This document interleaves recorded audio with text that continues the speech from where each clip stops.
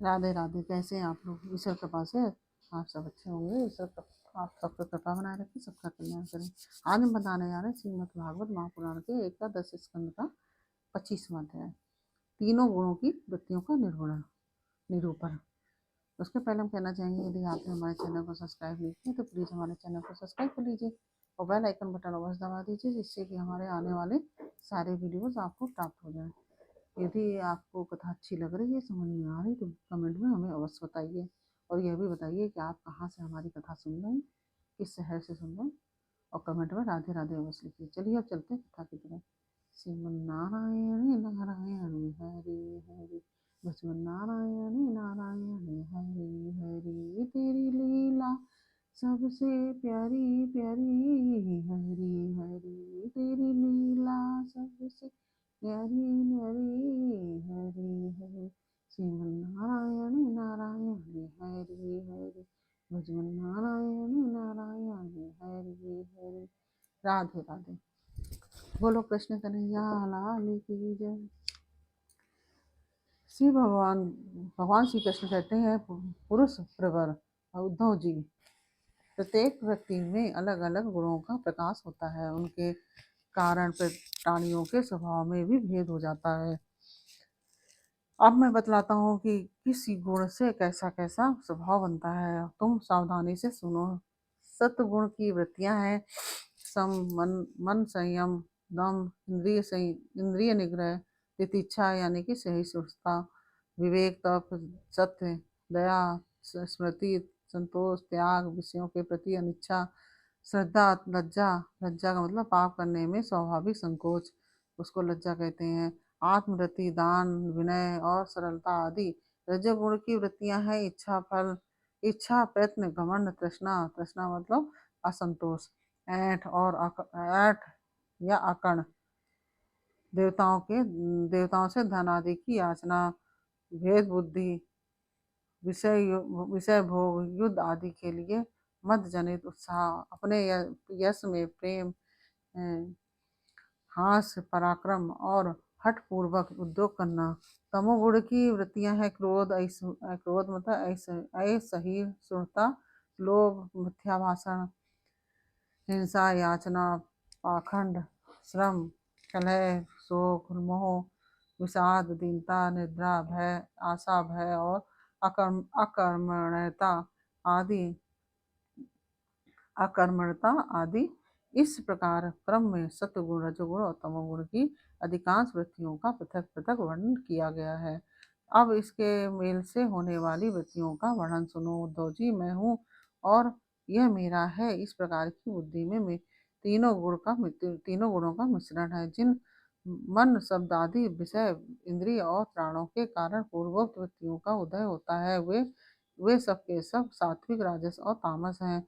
जब मनुष्य धर्म, अर्थ और काम में संलग्न रहता है, तब उसे सत्वगुण से श्रद्धा, रजोगुण से रति और तमोगुण से धन की प्राप्ति होती है। यह भी गुणों का मिश्रण ही है। जिस समय मनुष्य सकाम कर्म, गृहस्थाश्रम और धर्माचरण में अधिक प्रीति रखता है, उस समय भी उसमें तीनों गुणों का मेल ही समझना चाहिए। मानसिक शांति और जितेंद्रियता आदि गुणों से सत्गुणी पुरुष की कामना आदि से रजोगुणी पुरुष की और क्रोध, हिंसा आदि से तमोगुणी पुरुष की पहचान करें। पुरुष हो या चाहे स्त्री, जब वह निष्काम होकर अपने नित्य नैमित्तिक कर्मों द्वारा मेरी आराधना करे और उसे सत्वगुणी जानना चाहिए, तब उसे सत्वगुणी जानना चाहिए। सकाम भाव से अपने कर्मों के द्वारा मेरा ये भजन पूजन करने वाला रजोगुणी है, और जो अपने शत्रु की मृत्यु आदि के लिए मेरा भजन पूजन करे, उसे तमोगुणी समझना चाहिए। सत्व, रज और तम, इन तीनों गुणों का कारण जीव का चित्त है, उसमें मेरा कोई संबंध नहीं है। उन्हीं गुणों के द्वारा जीव शरीर अथवा धन आदि में आसक्त होकर बंधन में पड़ जाता है। सत्गुण प्रकाशक, निर्मल और शांत है। जिस समय वह रजोगुण और तमोगुण को दबा कर बढ़ता है, उस समय पुरुष सुख, धर्म और ज्ञान आदि का भाजन हो जाता है। श्रद्धा जो गुण भेद बुद्धि का कारण है, उसका स्वभाव है आसक्ति और प्रवृत्ति।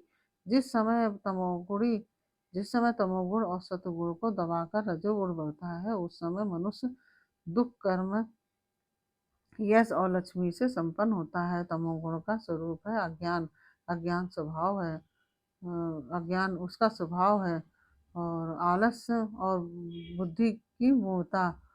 जब वह बढ़कर सत्व गुण और रजोगुण को दबा लेता है, तब प्राणी तरह तरह की आशाएं करता है। शोक मोह में पड़ जाता है, हिंसा करने लगता है, अथवा निद्रा आलस्य के वशीभूत होकर पड़ जाता है। जब चित्त प्रसन्न हो, इंद्रियां शांत हो, देह निर्भय हो और मन में आसक्ति ना हो, तब सत्गुण की वृद्धि समझनी चाहिए।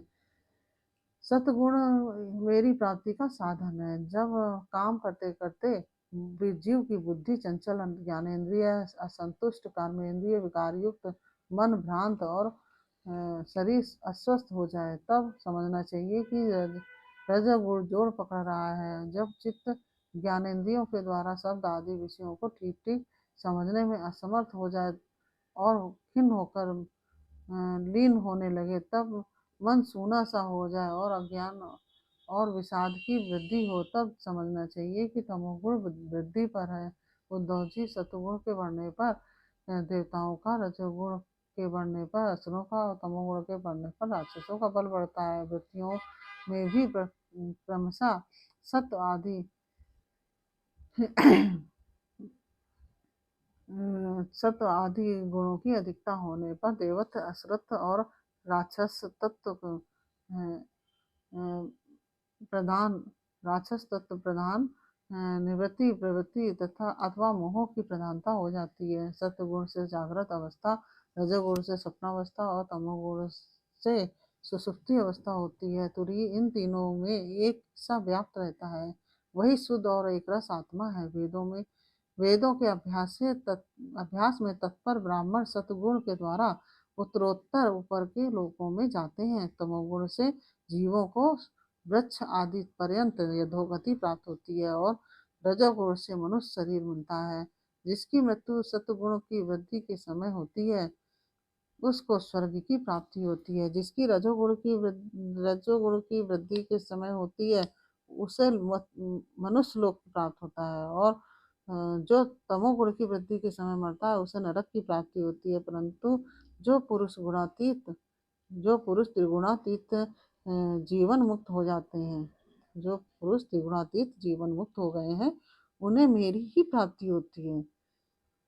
जब मैं अपने धर्म का आचरण मुझे समर्पित करके अथवा निष्काम भाव से किया जाता है, तब वह सात्विक होता है। जिस कर्म के अनुष्ठान में किसी फल की कामना रहती है, वह राजसिक होता है, और जिस कर्म में किसी को सताने अथवा दिखाने आदि का स्वभाव भाव रहता है, वह तामसिक होता है। शुद्ध आत्मा का ज्ञान सात्विक है। शरीर कर्ता भोक्ता समझना राजस ज्ञान है, और उसे शरीर समझना तो सर्वथा तामसिक है। इन तीनों से विलक्षण मेरे स्वरूप का वास्तविक ज्ञान निर्गुण ज्ञान है। वन में रहना सात्विक निवास है, गांव में रहना राजस, और जुआ घर में रहना तामसिक है। इन सबसे बढ़कर मेरे मंदिर में रहना निर्गुण निवास है। अनासक्त भाव से कर्म करने वाला सात्विक है, रागान्ध होकर कर्म करने वाला राजसिक है, और पूर्वा पर पूर्वा पर विचार से रहित होकर करने वाला तामसिक है। इनके अतिरिक्त जो पुरुष केवल मेरी शरण में रहकर बिना अहंकार के कर्म करता है और वह निर्गुण करता है। आत्मज्ञान विषयक श्रद्धा सात्विक श्रद्धा है, कर्म विषयक श्रद्धा राजस है, और जो श्रद्धा अधर्म में होती है, वह तामस है।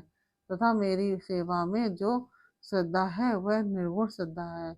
आरोग्यदायक, पवित्र और अनायास प्राप्त भोजन सात्विक है। रसनेंद्रियों को रुचिकर और स्वाद की दृष्टि से युक्त आहार राजस है, तथा दुखदायी और अपवित्र आहार तामस है। अंतर्मुखता अंतर्मुखता से आत्मचिंतन से प्राप्त होने वाला सुख सात्विक है। वह मुक्तता से विषयों से प्राप्त होने वाला राजस है तथा अज्ञान तथा निर्जनता से प्राप्त होने वाला सुख तामस है। और जो सुख मुझसे मिलता है वह तो गुणातीत और अप्राकृत है। उद्द्रव वस्तु देश मतलब स्थान फल काल ज्ञान कर्म कर्ता श्रद्धा अवस्था देव मनुष्य त्रियग आदि शरीर और निष्ठा सभी त्रिगुणात्मक हैं। नर रत्न पुरुष और प्रकृति के आश्रित जितने भी भाव हैं सभी गुणमय हैं। वे चाहे नेत्र आदि इंद्रियों का अनुभव किए हुए हों और शास्त्रों के द्वारा लोक और लोकांतर के संबंध में सुने गए हों अथवा बुद्धि के द्वारा सोचे विचारे गए हों।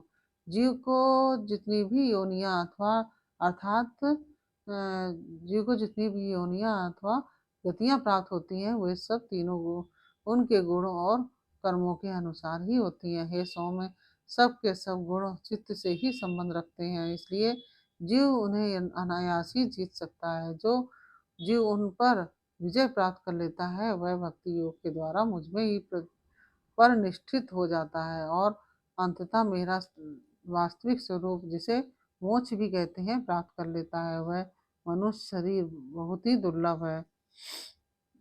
यह मनुष्य शरीर बहुत ही दुर्लभ है। इसी शरीर में तत्व ज्ञान और उसमें निष्ठा रूप विज्ञान की प्राप्ति संभव है। इसलिए इसे पाकर बुद्धिमान पुरुष को गुणों की आसक्ति हटाकर मेरा भजन करना चाहिए।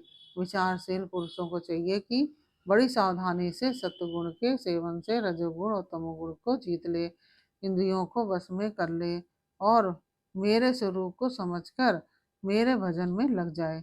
आसक्ति को लेश मात्र भी न रहने दे। योग मुक्ति से चित्तवृत्तियों को शांत करके निरपेक्षता के द्वारा सत्गुण पर भी विजय प्राप्त कर ले। इस प्रकार गुणों से मुक्त होकर जीव भाव को छोड़ देता है और मुझसे एक हो जाता है। जीव लिंग शरीर रूप अपनी उपाधि जीवत्व से तथा अंतःकरण में उदय होने वाली सत्व आदि गुणों की वृत्तियों से मुक्त होकर मुझ ब्रह्म की अनुभूति से एकत्व दर्शन से पूर्ण हो जाता है और वह फिर बाह्य और आंतरिक किसी भी विषय में नहीं जाता है। इस प्रकार से यह 25वां अध्याय पूर्ण हुआ। यह आपको कैसा लगा यह हमें कमेंट बॉक्स में अवश्य बताइए। अच्छा लगा हो तो वीडियो को लाइक शेयर अवश्य कीजिए और कमेंट में राधे राधे अवश्य लिखिए। फिर मिलते हैं आपसे अगले अध्याय के साथ अगले वीडियो में। तब तक के लिए राधे राधे।